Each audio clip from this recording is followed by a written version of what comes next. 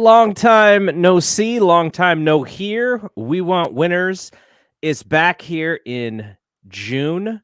And Rod and I were just talking off air about how soon before the rookies report to camp.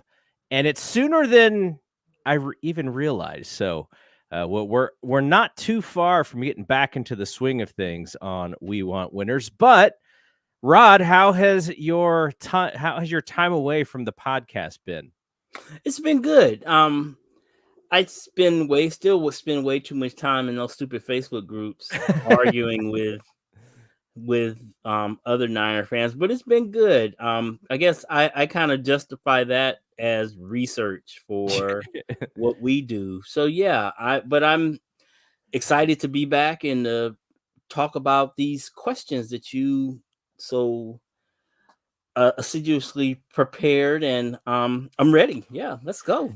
Yeah, so the idea was all the things that everyone is hearing right now in the offseason, whether it's about Brandon Ayuk, whether it's about Trent Williams. We already dealt with the Christian McCaffrey situation, which they resolved. He did not show up to the non-voluntary camp, and then I think people assumed, oh, of all the people not to show up, there must be something going on with his contract. That's what it was, and they fixed that. But yeah, like in 49er land right now, it seems to be a lot of contract talk. And then there's the contract talk for next year with Brock Purdy.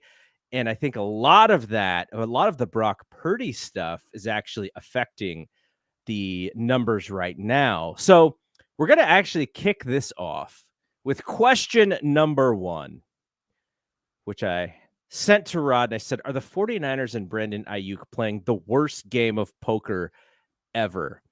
And the reason why I said it that way is because, as we know, Parag is going to be really tough on the free agents. It is his job. He's almost like a lawyer in a sense, and he is going to basically tell the agent, here are all the bad things about Brandon Ayuk. And then the agent comes back and goes, yeah, but here are all the good things about Brandon Ayuk. And it seems like they bargain from that position. In Brandon Ayuk's corner is the fact that the wide receiver market is going nuts right now. So that is in his favor. Maybe what is not in his favor is simply the fact that I don't think most teams consider him in that upper 3 or 4 or 5 echelon of wide receivers, which is really where all of that money is going toward. And so when I look at this situation, he's doing all the stuff, oh, the 49ers don't want me. And that's, to me, that's really just kind of posturing in a sense. I think both sides are doing the things that they're supposed to do. My question to you is, does this seem like it's all for naught? Or do you actually think there's a real difference in Ayuk's side and the 49ers side as far as how valuable he should be to this team? I think that if I hear the talk in all the groups and in the media is that the 49ers have all this leverage. Well, I mean, I guess if you say that, yes, they could be chicken shit and strive to make him play on a $14 million fifth year, and then theoretically, I guess they could franchise him for $30 million, upwards of $30 million or more. That number right now, the top 5 receivers in the league is 31 million, and we still don't have Chase and we still don't have CD signed. So it could definitely be more than that come around this time next year.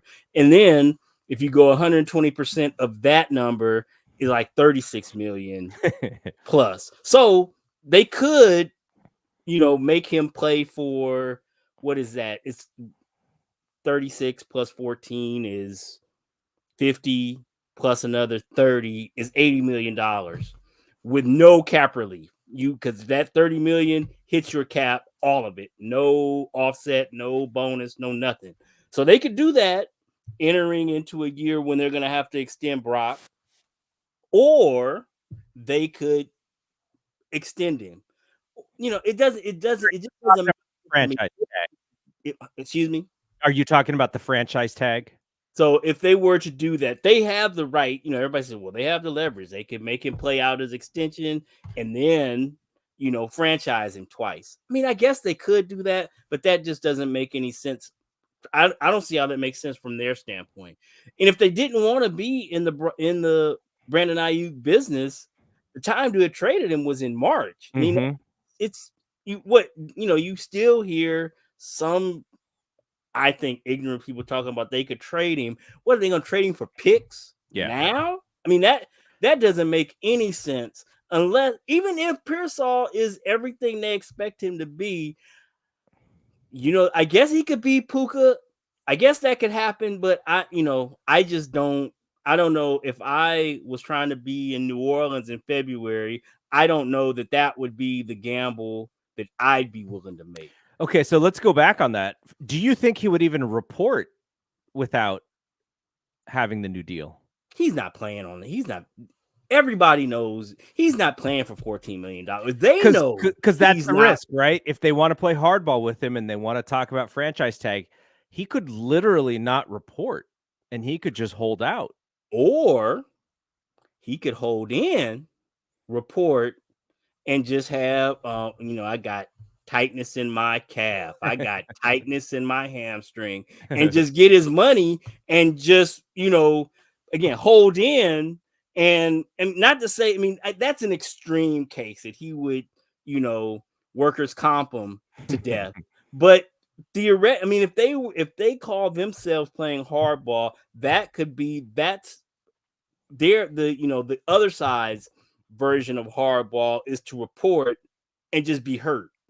So I don't think any of this is going to happen. I think they've got a pretty good track history of getting these things done. I don't know if we had this conversation or if it was somebody else. I just don't see. I get it's Parag's job to do the best he can in terms of negotiating for the team, but at what point does it become counterproductive to be so? Again, like, to me, it was that whole thing with Eric Armstead was just dumb to me. I mean, why would you offer that dude $6 million? If you don't want him on your team, just say, I don't want you. We're ready to move on. We do a joint statement, and then we move our separate way. What was accomplished by offering him $6 million in a market where he was able to get 14? I don't understand that. I understand trying to drive a hard bargain, and I guess you could point to Devonta Smith's contract, which is sorely under market now, as an example of why you offer a below market deal, because somebody might actually sign it. So I guess that, in that case, it makes sense. But I don't know. I think that in a relationship business, you are messing with the goodwill aspect of the relationship when you do things like that. And when, I don't know, but I guess, we're at a point now with Kittle and Warner and Debo and Nick, that this is just how they do it. So I don't know. But it's weird to me. I wonder how many of these scenarios do they believe they actually won in the negotiation? Yeah, that I was thinking that. I was on my walk yesterday. I was thinking the same thing. Do they really think that they Because I don't think the only thing that happened with Nick is I think Nick got everything he probably wanted and he just showed up late. Like that's like a bad scenario. He was I don't know what they ended up, what they were asking for versus what he ended up getting. But whatever it was, he still ended up being the highest non-quarterback contract ever. So, I mean, again, that's a great question. What was gained in all of that? So a couple of things based on what you just said. One, I wonder if this trade market in March and April gave them any feedback on how the rest of the league thinks about Brandon Ayuk and whether or not the rest of the league believes he is a top echelon wide receiver. Because if those trade offers were low, I wonder if they think like, oh, okay, like we actually think that he's better for our system than any other team thinks about their system. Thus, the offers for him out there are not even going to be that crazy. So we're willing to use that in our leverage with him. Like that part of it right there tells me, okay, that's part of the poker is they've done their research, they've talked to other teams, and no team was really willing to give them anything of value that they thought a number one wide receiver would get as far as a draft pick is concerned. Except I guess that's how you could read the market. My pushback on that is, at this point, he's a distressed asset. Why am I giving them a Godfather offer for a dude that they clearly, if they wanted to pay him, they would have paid him. They probably, based on how the market is shaking out, they would have got, I'm positive 60 to 65 million guaranteed would have got this deal done in June of last year. So I think they miscalculated what was happening with the market. And then at a certain point, you get two things happening in the trade market. One, if you're a team that needs a receiver and you've got a top 15 pick, why do I trade the top 15 pick when I could get Neighbors or Dunze and have them on a rookie contract? Why do I trade that to the Niners so they can draft Neighbors or Dunze and have them on a rookie contract? Why do I trade for him and then have to give him, $80 million guaranteed? So I think the offers baked in. I don't believe, because I think that there are several teams that could have been in that trade market that he would definitely make better. The Steelers come to mind immediately. The Chargers, Washington.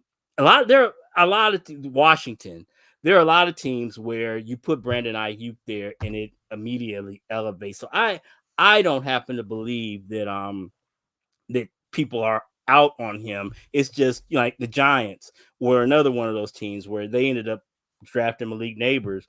Well, if you have the choice between with where they're at in their program, I'd rather have the young guy on a cheap deal, because it's not like the Giants are like one receiver away from being any good. I think that Steeler thing was real. I honestly think that their pick was so bad that the Niners weren't gonna get a receiver with pick 22 anyway. So I don't know. You could be right that that is how they viewed what happened in the trade market. I think that there were other extenuating circumstances that led to them just not being able to get a deal. I just that they didn't think. I think that they didn't think that they were getting. And I think if they wanted to dump him, they could have dumped him. But I think they were trying to get fair value, and I could see how that deal might not be there. Is 22 and George Pickens? I don't know that I'm good. Okay, here's a second thing. Now, this would have to be something where they greatly over evaluate the person who's throwing the football. But what if they look at what Kansas City has done around Pat Mahomes and just go like, okay, we believe in our quarterback. We're going to give him other weapons, including an all-pro tight end who we just desperately hope stays healthy. And we still have Debo. So if we have to make that decision, we're comfortable with the weapons that we have. We're just going to utilize his money in different areas, including at that quarterback position. Because, like, NFL, they always say, actually, NFL and NBA. Oh, copycat league. There's no other player other than Pat Mahomes who I believe is as good as Pat Mahomes, and we'll get to this Brock question soon about what to expect about from Brock in week 3. But maybe they believe in Kyle Shanahan's offense enough to go like, yeah, will we miss him? Sure.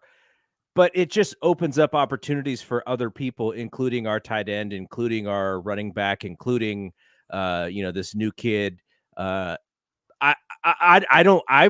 don't feel comfortable if that is the hypothesis, but I do wonder if that is kind of where it is going, because they look at how much money these QBs are making, and like you already said, they already gave the highest non-quarterback contract at the time to the defensive end, so it's not like they're unwilling to put money where is needed, but maybe they just don't see BA as that top 5 wide receiver. Well, I mean, and if that's their analysis, I mean, that makes sense. I just think that is I think that's a crazy way to look at it. I think the way you use Debo, he's 26 years old. I don't know if that is sustainable long term. And I damn sure know that I wouldn't be counting on a 30-year-old George Kittle to be, here year 3, year 4, year 5 of that Brock Purdy contract. Of all of the players, the offensive players, I think Brandon Ayuk would be my number 1. How old is Kelce, by the way? Kelsey's like 32. Yeah. Like not to say that like Kelce's a freak for one, and his job is different in that Kittle is he's not nearly as physical as Kittle. No. Kittle's needed in that run game, the way that they play. Yeah. But I just, you could talk yourself into going like, look, if we create more opportunities for Kittle like they do Kelce, like maybe that is actually a better weapon than Ayuk. I don't know. I'm trying to think of just, other things that may be on the table. And also, what could end up very well happening is Kyle changes the offense. And what does it look like if they run more of a McVay style of this offense where they're throwing the ball 40 times a game? Then that Pearsall pickup makes a lot more sense.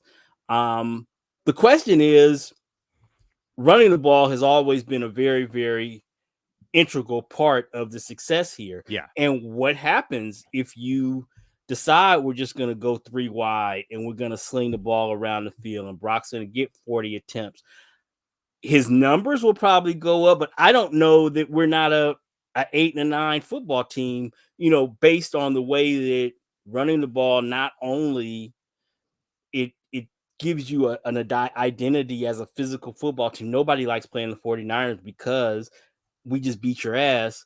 And everybody I've seen where, the stats say the week after playing us is just like a shit show for other teams because it's just such a physical game. You keep your defense fresh by being able to control the clock. All those things go away if you decide you're going to, if we're just going to throw the ball all over the yard. I'm sure Brock can operate that kind of offense. I'm sure his numbers will definitely go up.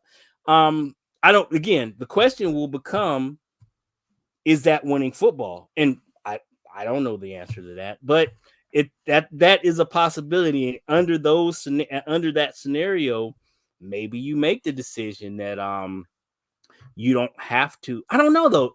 If you decide you're going to put the ball in the air, I would think you'd want an all-pro receiver to be one of those targets, one of the people who are getting those targets.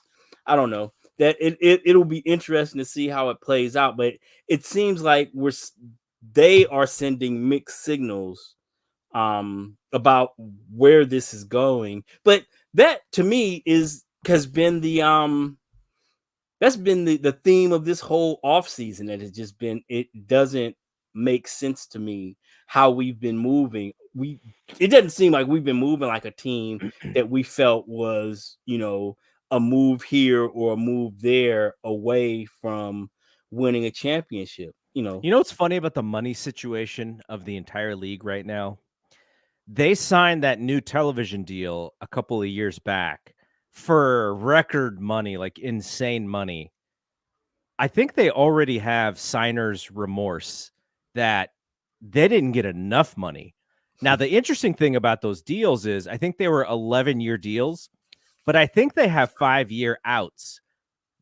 I think they're getting out of those deals and redoing them because the NFL is so much more important to cable television and network television than even they predicted a few years ago when they re-signed the deal. So, like, because it's funny to me that we're talking about a sport that is the biggest thing in entertainment, and you have a team like the 49ers who are one of the top orgs in the league, and we're talking about moving dollars here and there because there's not enough of them. And I do wonder if Jed's like, man, we like why is the cap, so low? Like we're so much bigger of a league than anything on television. We need more money for this thing. So, because the NBA is about to sign a deal that sort of makes them almost equal to the NFL. And if you look at the ratings and you look at like where the leagues are, like just in the overall zeitgeist and pop culture, it's not even close. Now, I think NBA does a really good job with the younger viewer and sort of the more worldwide viewer. And they give you more, there's more content, there's and more product. Yeah. And again, though, I don't disagree that they will probably go back to the drawing board, but I think it really comes back to what I've been saying all along is you really do have the have and have nots. When you look at the cap versus I've got the graphic where you compare what the cap is, which is 22, it's like it's 255 million this year versus cash out this season. Philadelphia is like at 345 million dollars in actual cash spent, because the signing bonuses and whatnot can be spread out over many years. And if Niners are at like 319 million, which is a significant amount of money over the cap. Jed's paying out of his checkbook to keep these guys happy for sure. Yeah. And it's another thing I say about the cap is it's just like anything else in accounting. You can figure out if you have smart people, you can figure it out, because they were the most interesting thing to me, second to the fact that Trevor Lawrence's contract set the floor, I believe, for what Brock is going to make. They also put it's like they have like 6 tiers of his contract, and that money is like spread out to like 2033. That they'll be, spreading that bonus money out. So I mean, and which is I read, this is Mina Kimes information. That's the first time any team has spread the money out that long. So clearly, who is he? Shohei? Is it Shohei Ohtani?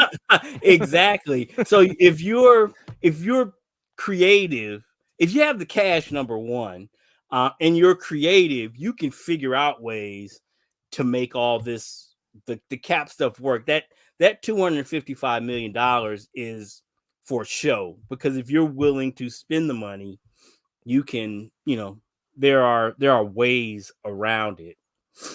So I'm with Shelvin here. Shelvin says he thinks that he'll get extended by week 1.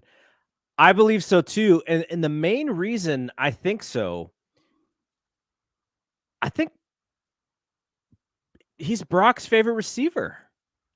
Like if you plan on Brock Purdy being your guy, which we believe that they have all the plans in the world for Brock to be their guy, and you get to camp and Brock's like, "Where's my ace?"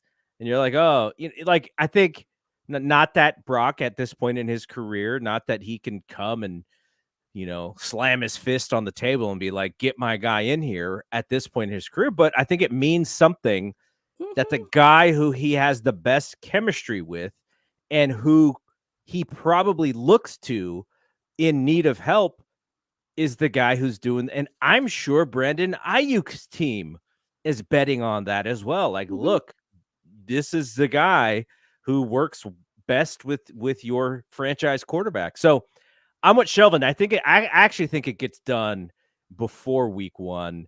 I don't think, Shanahan is so finicky about his receivers in general. I think they have to get this thing done, by whatever if he misses, and these guys aren't really playing in preseason anyways, but it's really more about the practices. I cannot see Brandon Ayuk missing, the lion's share of the camp or the preseason, because I just think it's too beneficial into what they are trying to do, which is like what you said, is to get back to the Super Bowl. I've heard John Lynch and Kyle Shanahan make it clear that the contract stuff is the front office's, i.e. Parag's prerogative, and that they don't have any input in that.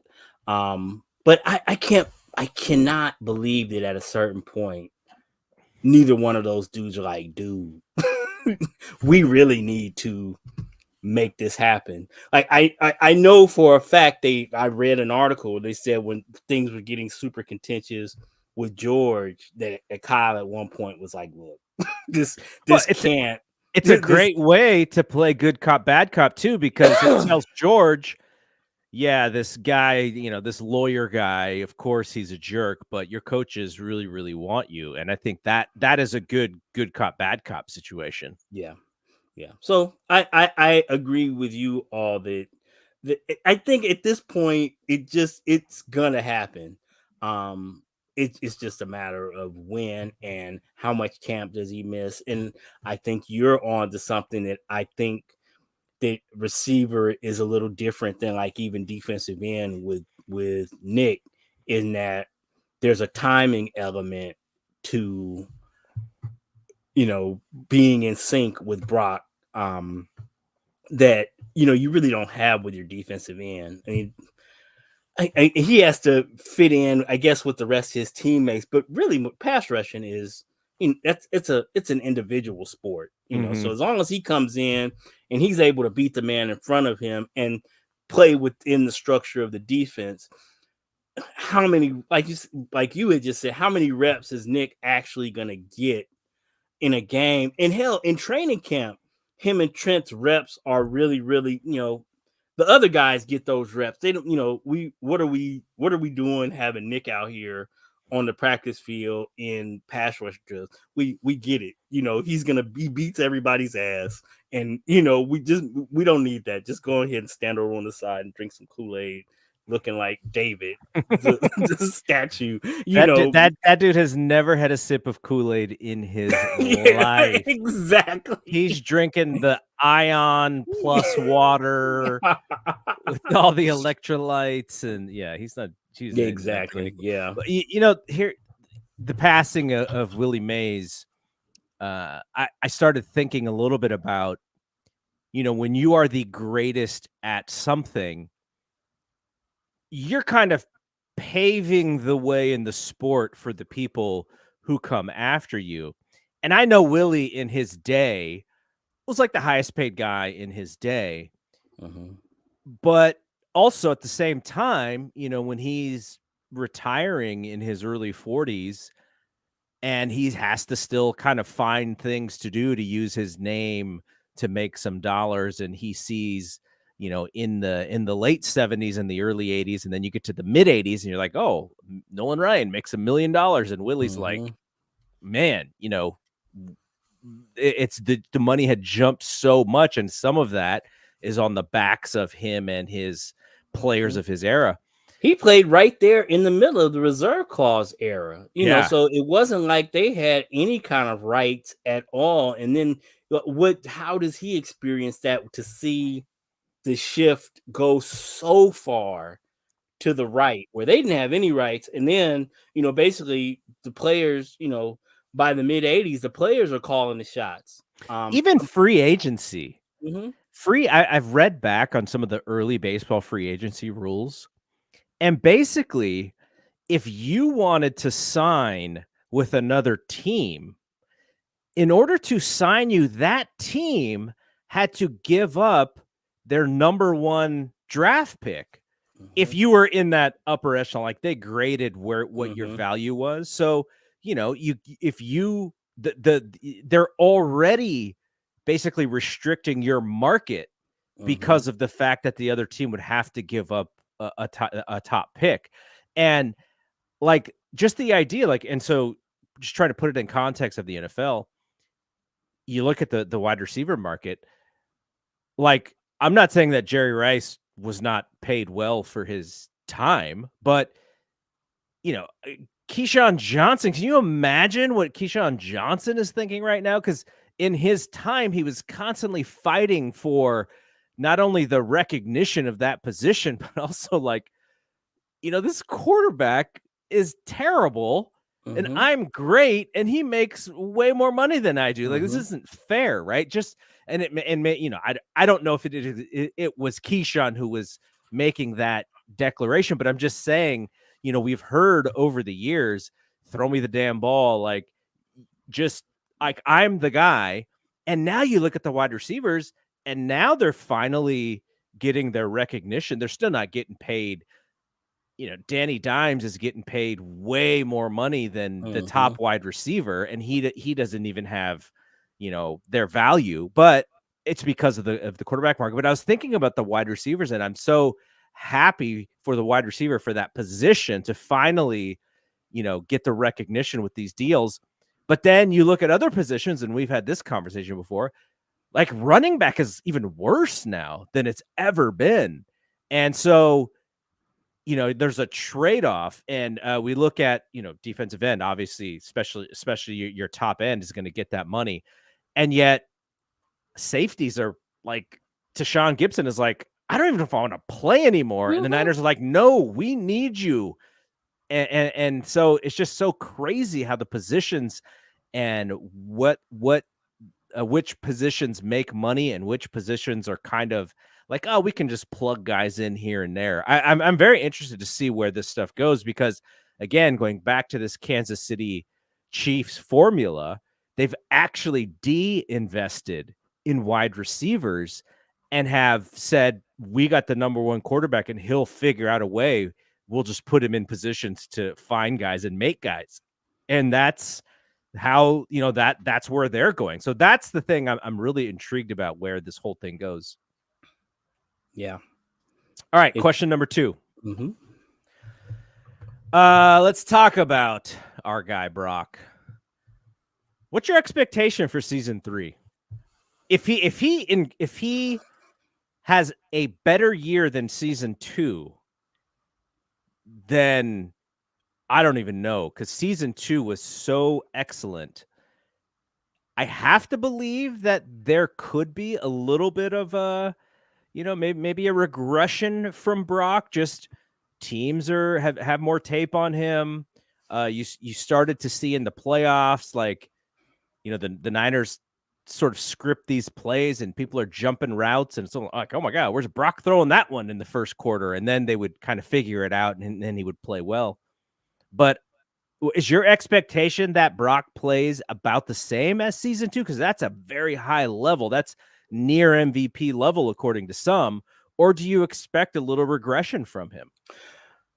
I expect regression numbers wise, but I think that his level of play will maintain. He'll play the same or even elevate his game, but I think the numbers were just so crazy last year that there can't help but to be a regression in the numbers, but I don't think that that would necessarily mean that he played worse, if that makes any sense. That Mhm. his numbers can be less, but he could play better or even maybe even elevate in some places.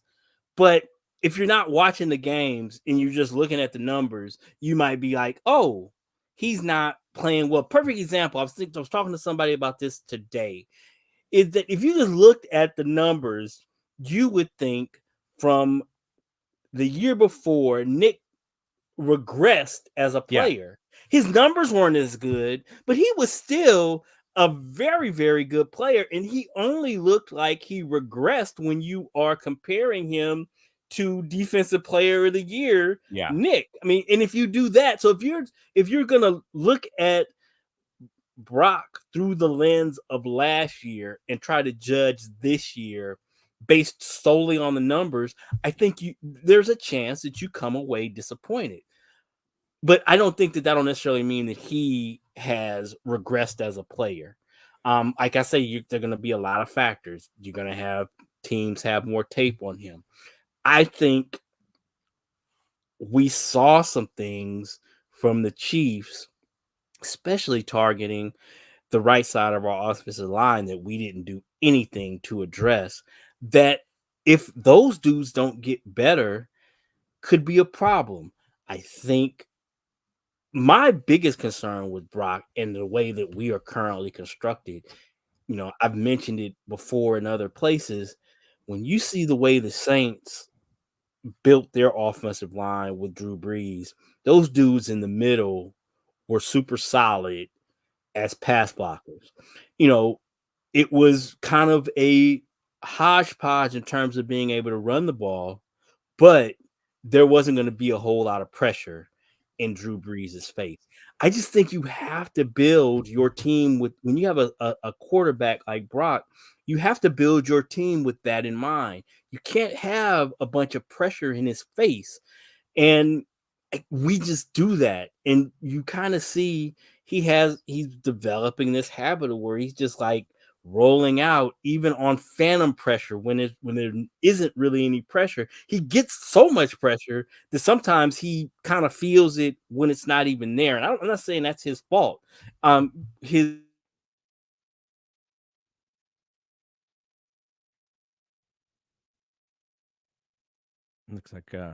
Looks like Rod paused there for a second. We'll see if he gets back. oh, sorry about that. There he That goes. that you know, I just think that could end up being a problem too. Is our Mhm. if our pass protection doesn't get better for him, I don't know how he and Kyle are able to play or scheme their way around this leaky protection. And I don't, I've had people say, well, they, did what they did last year and that it held up until it didn't. And I just don't know that we can continue to operate like that, especially on the eve of paying him all this money. So to answer Mhm. the question, I think I'm kind of confident in what I've seen from him is that he's kind of steady. He's not gonna, I don't see him like falling apart this year, but it would not surprise me if the numbers aren't as good as last year's.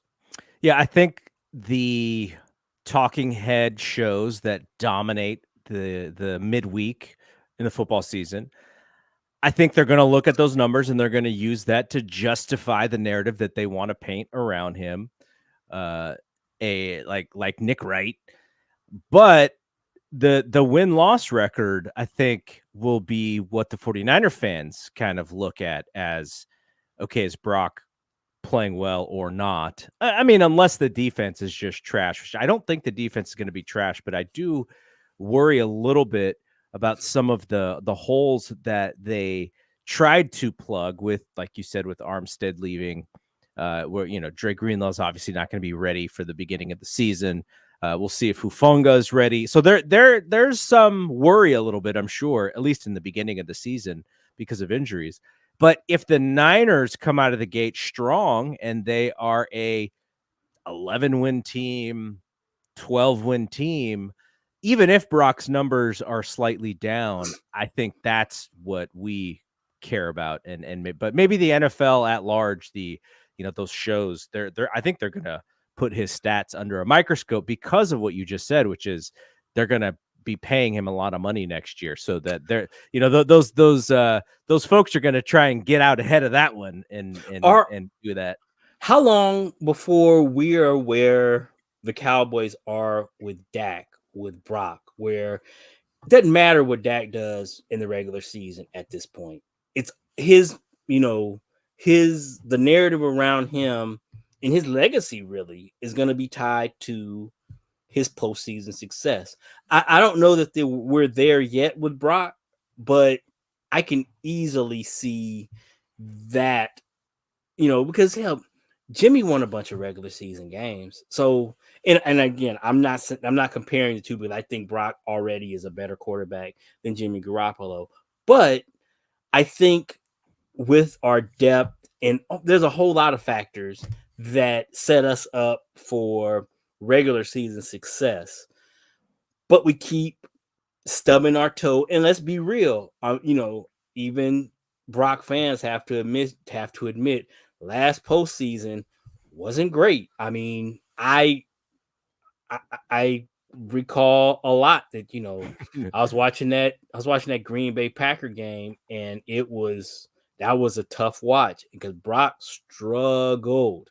And in Detroit, the first half wasn't much better. Now, the fact that he was able to get it together and lead us to victory, that says something about him.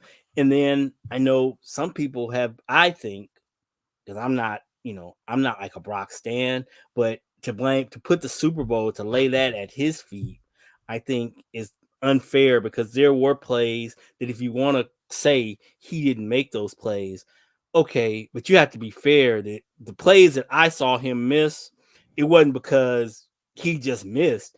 I mean, he had pressure in his face immediately. Yeah. And you just can't, especially late. I don't. So I don't hold him accountable for missing or not getting the ball out if he's under an avalanche. It's just that wasn't. I don't put that on him. That wasn't on him. It wasn't on him. He did not lose the Super Bowl. Let's not get that twisted at all. All right, question number 3, and I already kind of told you what my answer was going to be, so I'll come in with my answer after you do. Who is the player the 49ers can least afford to lose for an extended period of time this season? Okay, when you pose this question, for the purposes of me, I'm going to eliminate Trent Williams, because to me that's the obvious answer. Because if he's gone and we got Jalen Moore in there, that's a problem. So you're throwing a lot of wide receiver screens. So I'm gonna go over to the defensive side, and I have to say it's either Nick or Fred Warner. I lean towards Fred, because while Nick would be a huge loss because he kind of makes everything go over there, when you couple that with the fact that Dre is probably not going to be there. Now, I've heard people say that Devondre Campbell is a solid replacement, and I guess we'll see. But Fred is last year he was a game wrecker, and I just don't see, even if you put somebody who is a competent player in that spot, with all the things, I don't know who the coach was that coined it, but it's apropos with Fred Warner, with him being an eraser. With anything that goes wrong, he's able to fix it. If it's with the pass rush, he can fix that. If it's coverage, he can fix that. If the defensive interior is not really doing its job in the run game, he can fix that. He just, at every level of our defense, he's the guy that when a play needs to be made, that guy is the guy that is able to do it. And if we were without him for any significant amount of time, I think I don't know how we cover for that. Yeah, those would have probably been my next two choices. I think Brock has to be in the mix, though.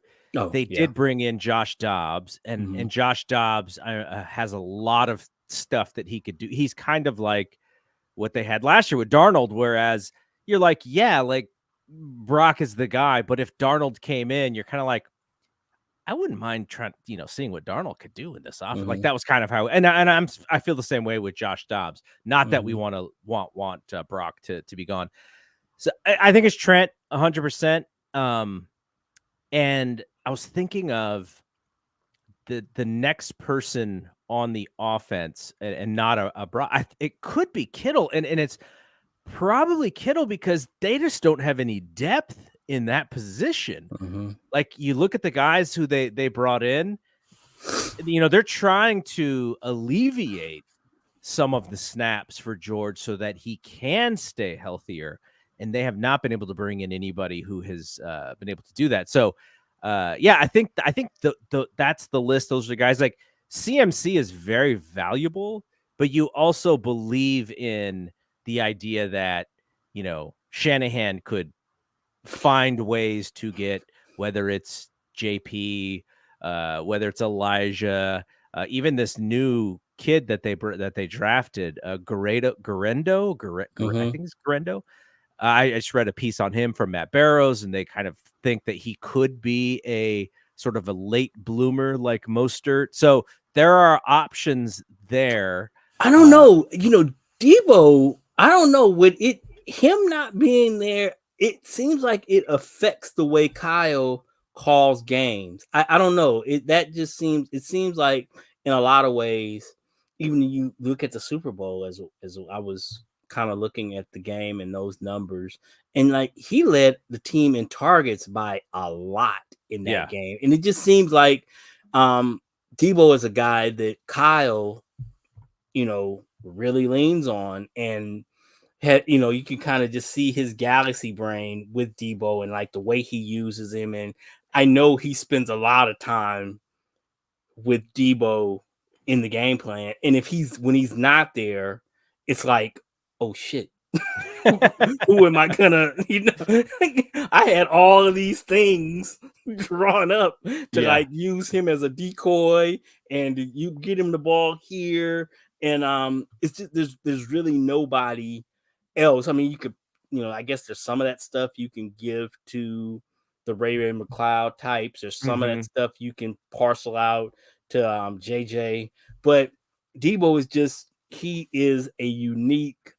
He's like a unicorn, and Kyle, really, really uses him as such. So he would have to be in the mix there too. But like you said, obviously, Brock is at this point is very integral to what it is we do here. I don't know. And when you ask, when I think about questions like this, I don't know. Quarterback is kind of, I don't know why I never think of that, because it's like if the quarterback is gone in most cases, it's a wrap.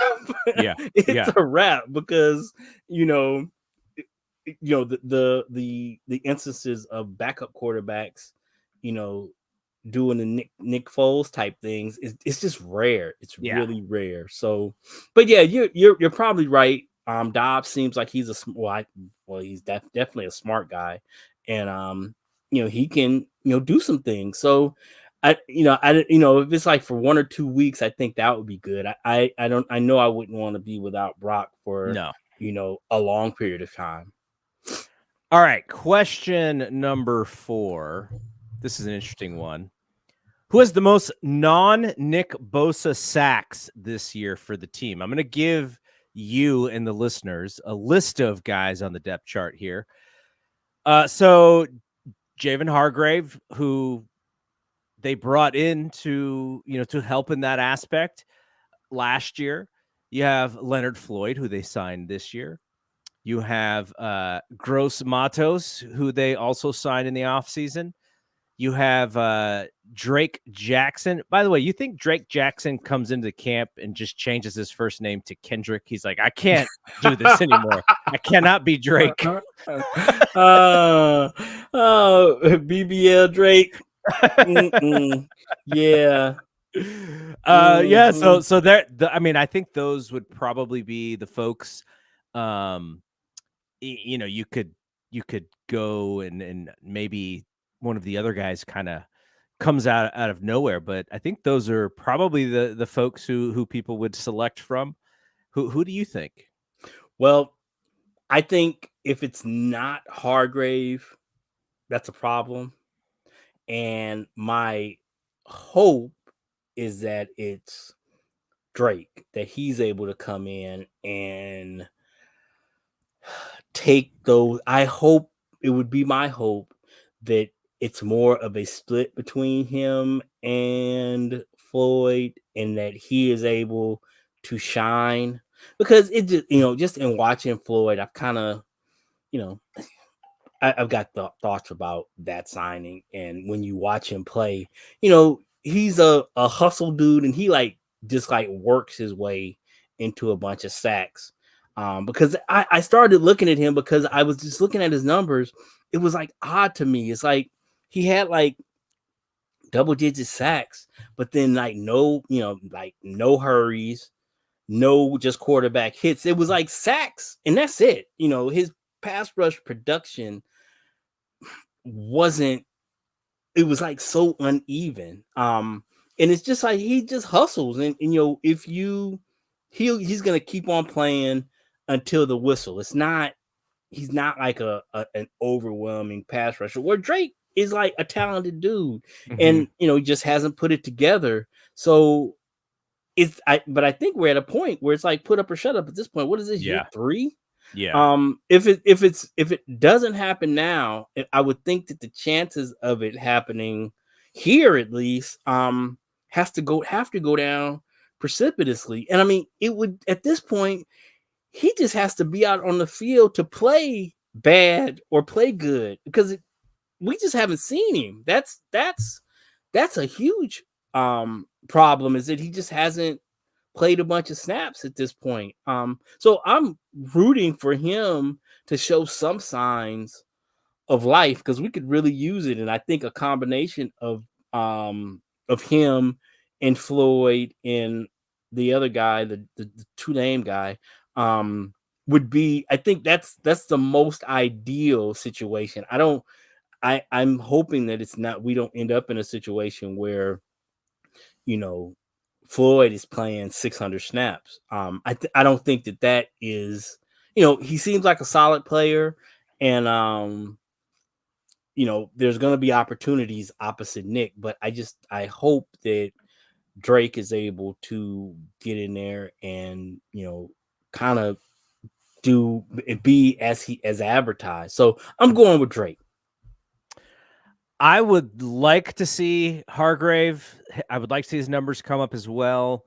If it is Drake, then you possibly have a consistent guy to pencil in next to Nick, because that means essentially that Drake probably has a good season and comes, improves from what we keep hearing about him and reading about him. He comes in, it's like, oh, out of USC, probably hoped that he was going to be drafted higher, and then just Shanahan saying this dude's not ready, he's not even up to performance wise, just he's not in shape to play at this level. And then year 2, it's like, oh, this dude puts on weight, and then he still can't find the field, getting hurt.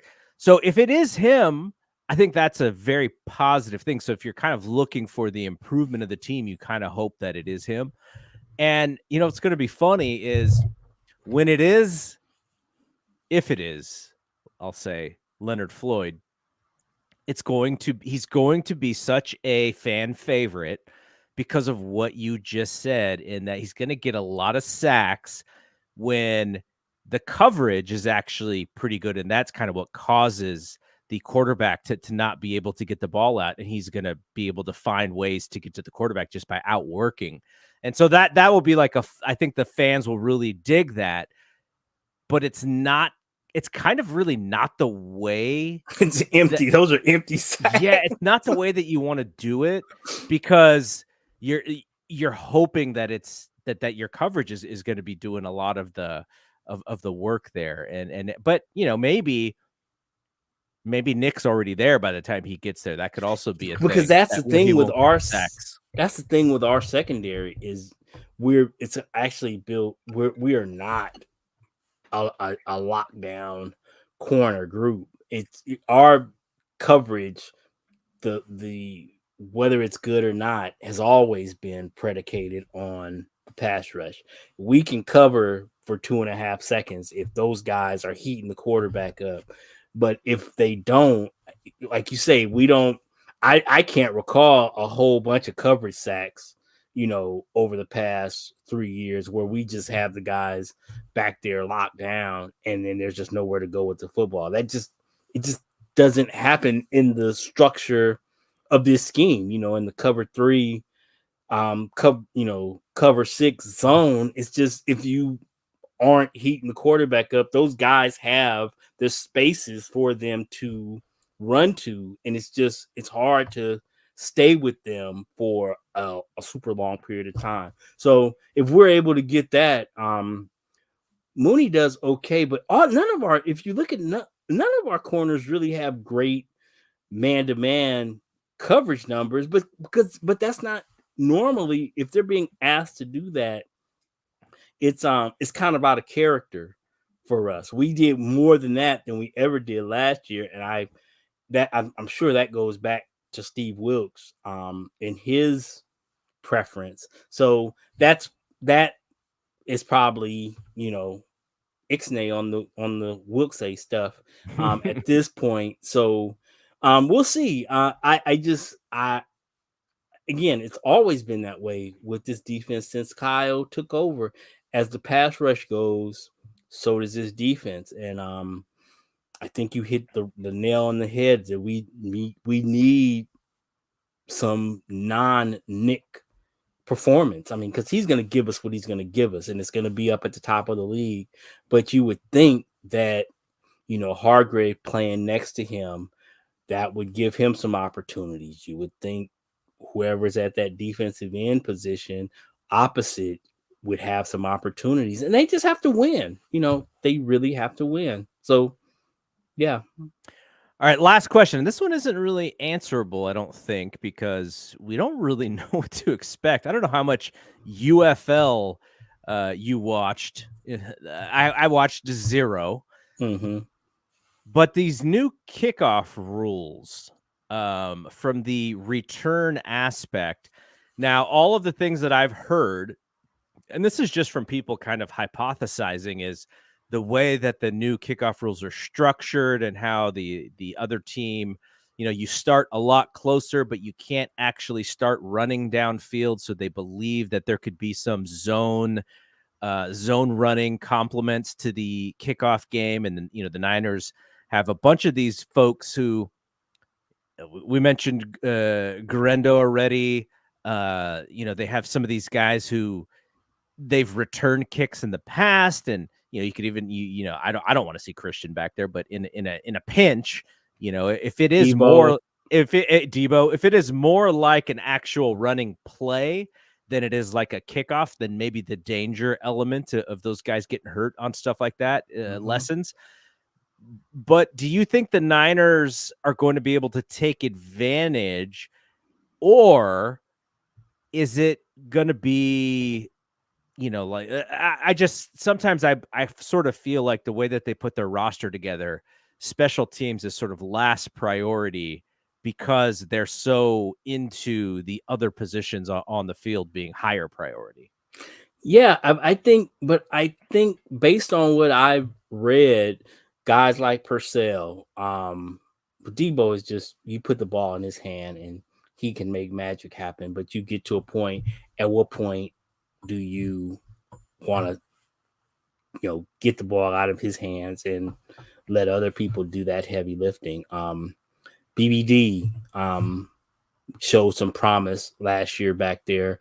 What I have really been going back and forth on is, from what I understand of these rules, it seems like Mitch would be the perfect kickoff guy for our team, but his punted so much better when he hasn't had that responsibility. Yeah. So, I mean, you can't argue with the numbers. He was pretty awful when he was doing double duty. Yeah. And he was awesome last year just punting.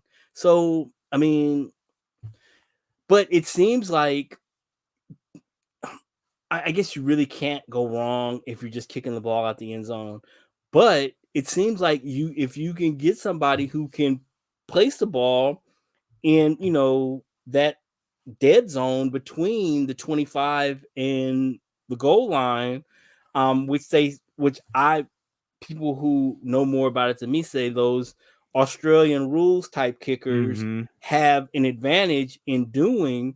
It seems like that would be right up Mitch's alley. So it'll be interesting to see how they go about deploying him, and how they decide to play it. Do they just go ahead and continue to have Moody blasted out of the end zone, or do they try to Well, if they gain? can't cover it, I think that's what they're going to do.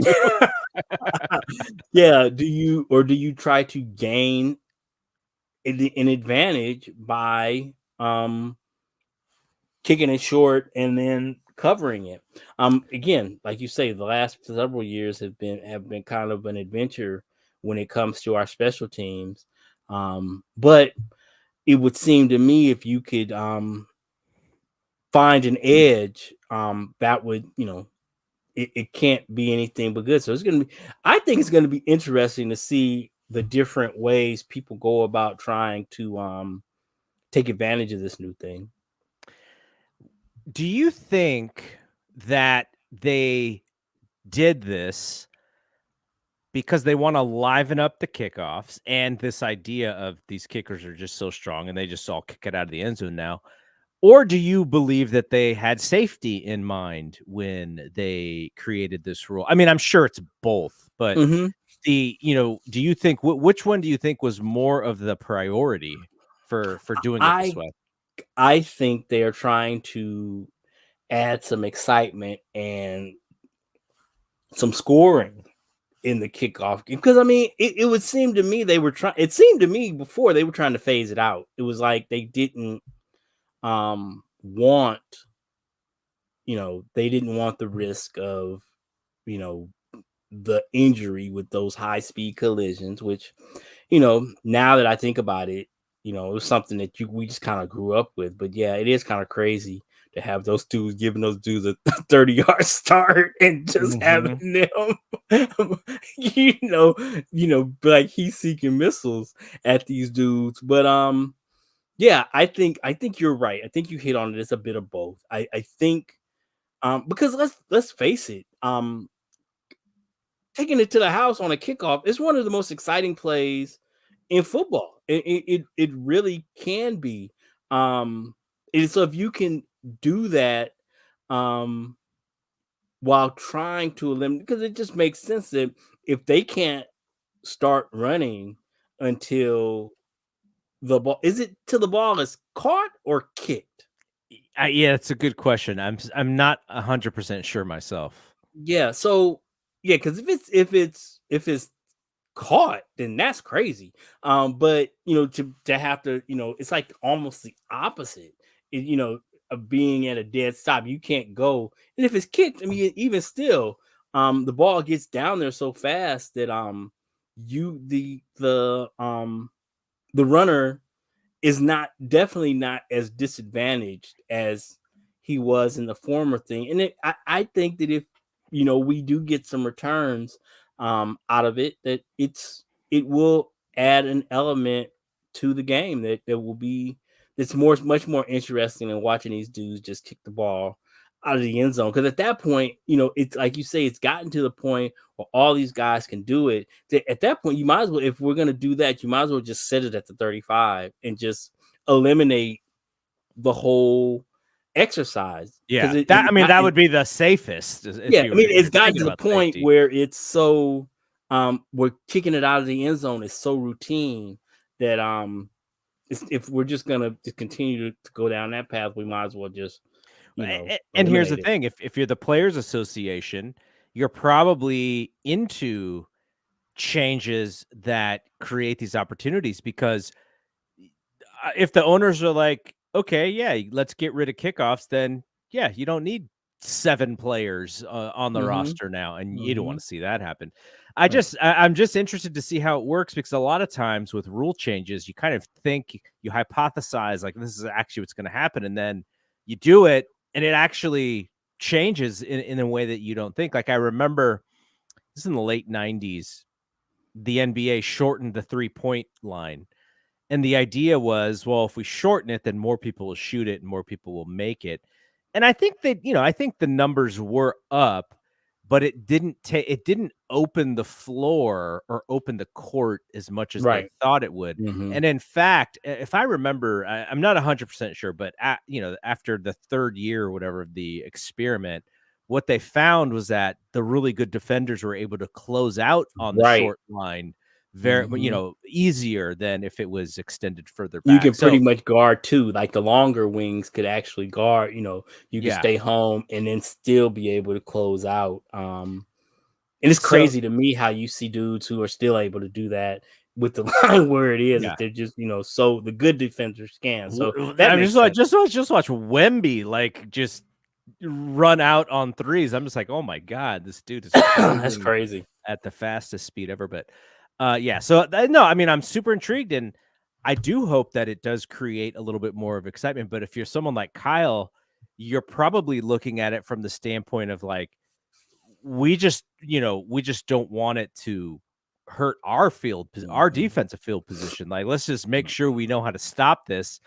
But then I do wonder if there are avenues of them that they can take advantage of, like a Debo, like you said, like It's going to be interesting to see. Well, I think it's going to be interesting to see who is able to I mean, it's not the right word, but I'm going to use it. Able to game the system and to be Mhm. who's going to be able to gain an advantage with the new rules and how they do it. Because like to say it's a copycat league, so whoever comes up with the advantage, it's gonna it'll be adopted super quick, and everybody will be doing it, in a couple weeks. So that's going to be interesting. That kind of the innovation that happens when because normally it's something that's like, unintended consequences of the new rule. So that's going to be, it'll be a nice little wrinkle. And I hope the Niners are able to capitalize and take advantage. All right, so I think we probably won't go as long as we did with our last episode, but I'm thinking maybe like 2 or 3 weeks we'll come back, and it'll be a nice little preview of kind of, the preseason and all of that. And then, once games start in the preseason, we're going to bring back our post game shows. And then, as we get closer to the start of the season, we may do a midweek thing. But, normally this show is really about the post game show. So once the exhibition season starts, we'll be back weekly, or on the weekend. And yeah, so I think maybe in 2 or 3 weeks we'll be back, and we'll have something to talk about. And yeah, just bear with us until the season starts. By the way, last time we talked, you updated us on your health. How's that going? I am fabulous. Back at the gym, back playing golf. Yeah, it's been a whirlwind. It was crazy. I was, down. I was only off the golf course in the gym for 8 weeks, and to the day I was back and no ill effects at all. I feel great. I had Awesome. this little ticking in my heart that's kind of weird. It sounds like a clock now. But yeah, it's been good. Thank you for asking, and I really appreciate, all the well wishes that I got from you guys. And yeah, I'm not going anywhere, fellas. We are doing some stuff on the Instagram and YouTube channels with YouTube Shorts. So if you have not subscribed to those spots, definitely do. For Instagram, you can find us at BSPN_media, and on YouTube, you can find us. You just have to search for it, Bay Area Sports Podcasting Network. But we're doing more stuff with Shorts. We're kind of doing fun videos where we're taking clips of the show and putting graphics in and stuff. So check those out. And then Rod and I, as well as the other two co-hosts on BSPN, Brad and Brian, for the Thompson and Clark and the Death Lineup show, we're all going to be hanging out pretty soon. So we're going to get some photos and we'll post those to our socials as well. We're getting Rod out to a Giants game at Oracle on one of the nights. So we're all going to hang out and we'll take some photos and we'll put those garlic fries exactly and take pictures. That's awesome. What about a cha-cha bowl? You got to get a cha-cha bowl. Oh, I've never had that. What's in the cha-cha bowl? It's it's Cepeda's. It's like I think technically it's supposed to be like Caribbean style beans and rice with chicken and I think maybe even some sausage. So I'm down. That sounds awesome. Yeah, it's good. So all right. So like I said, we'll be back in a couple weeks, 2 or 3 weeks. And then we'll kind of kick off, some stuff during the preseason and be back majority weekly. Though the preseason schedule is kind of funky because there's only 3 games and then there's like long delays into games. But we're going to be doing, once the preseason kicks off, we'll be way more regular than we have been. So, all right. For Rod, I am Double G. We will see you when we see you. Peace out.